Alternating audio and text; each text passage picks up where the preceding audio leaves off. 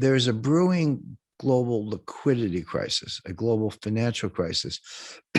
Pardon me. That's different from a recession. It's financial panics and recessions are two different things. They can come separately. In 1998, we had a financial panic, but there was no recession.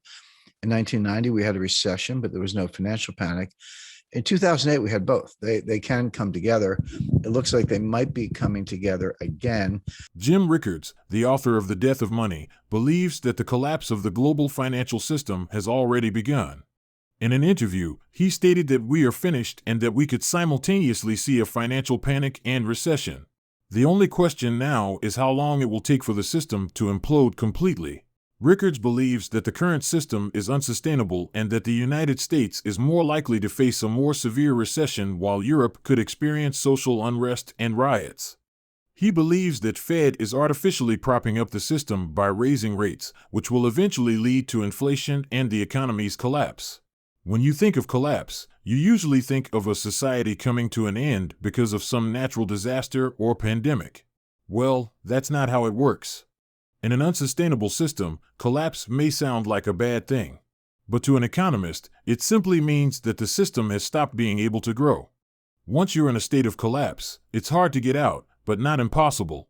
Welcome back to our channel. In this video, we will explore Jim Rickards' view on why he believes a global economic collapse has begun and that we are all finished. Please watch, like, and share this video.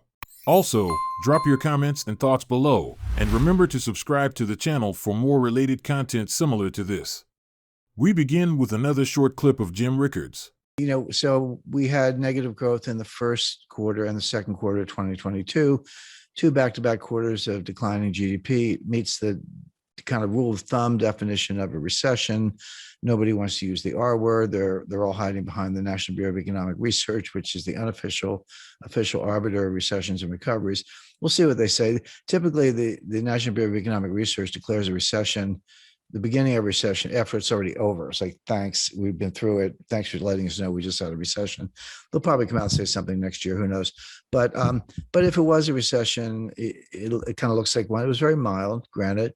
Growth in the third quarter was a lot stronger, 2.6%. But when you dissect that, what you see is that that was almost 100% driven by net exports. When was the last time the United States had positive GDP driven by net exports?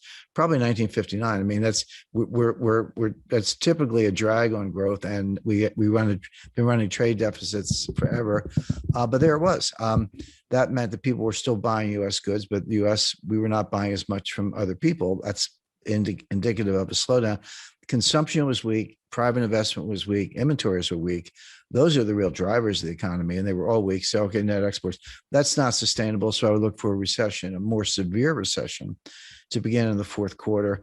That's one, combined with Fed tightening, interest rate hikes, balance sheet reductions, et cetera. That's one whole vector, and I wouldn't put any weight on a low unemployment rate. It ignores labor force participation rate, which is awful. It's down around 62% versus 70% in the year 2000.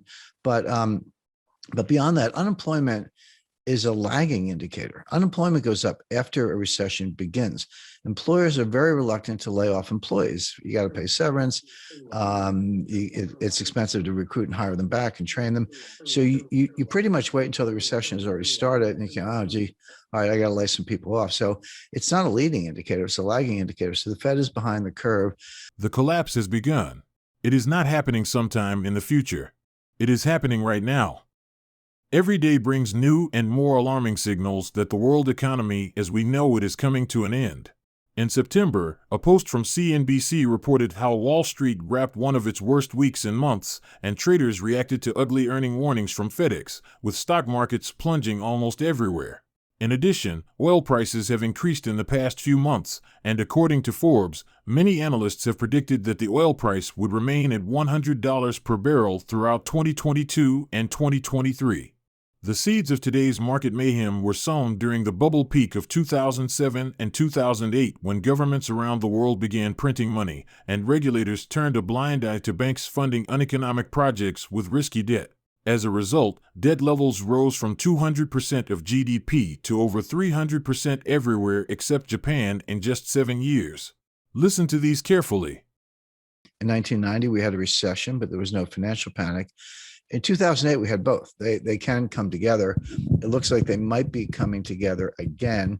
This is revealed in inverted yield curves. Major dealers are bidding at auction for treasury bills.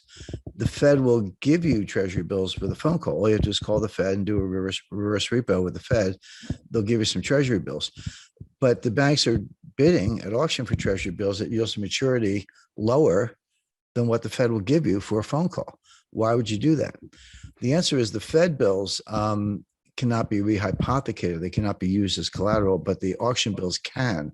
So what that tells you is there's a collateral shortage. That means deleveraging balance sheets. It means financial distress.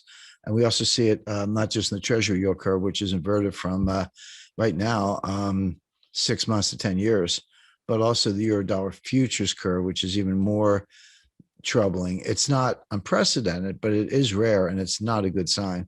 But the Fed continues, raising rates in the teeth of this really bad data. So I look for a severe recession in the U.S., really global, because your question was how's the global outlook? It's pretty bad.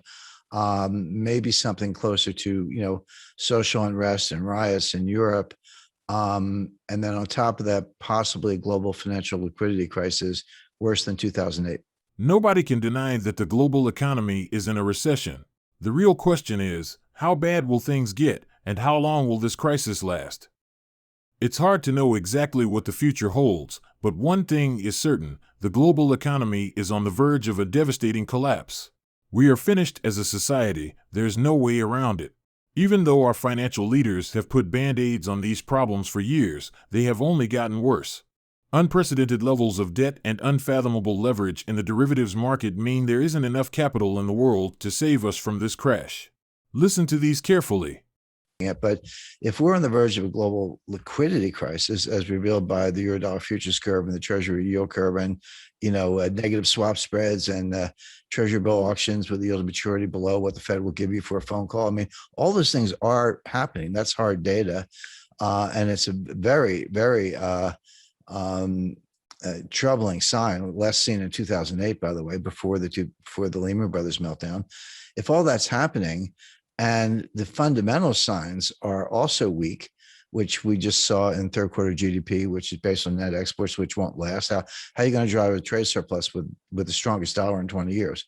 Good luck with that. Nobody can afford our stuff, and we're not buying anybody else's stuff. Right. So with the economy going into a recession on its own, with a global liquidity crisis brewing, why on earth is the Fed raising rates at all? The United States government is now spending more money than it takes in, and it is borrowing to cover the deficit.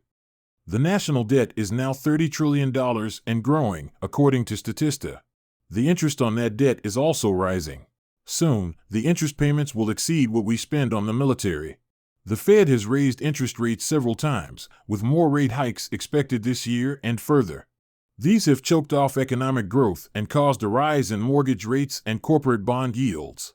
At some point, this will lead to higher inflation as businesses pass on their increased costs to consumers. We are already seeing signs of inflation in housing prices and healthcare costs. In addition, the trade war with China is causing prices for goods imported from China to rise. And if oil prices go up because of tensions in the Middle East, that will also add to inflation. The combination of higher interest rates, higher inflation, and slower economic growth is called stagflation. We haven't seen stagflation since the 1970s. Rickards is a controversial figure, but his warnings should not be ignored.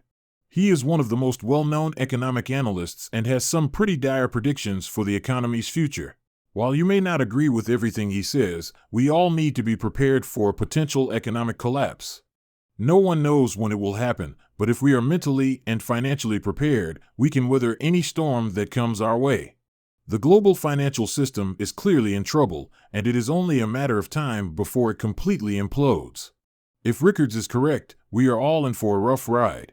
What do you think about Jim Rickards' statement of a finished global economy? Feel free to let us know your thoughts in the comment section below.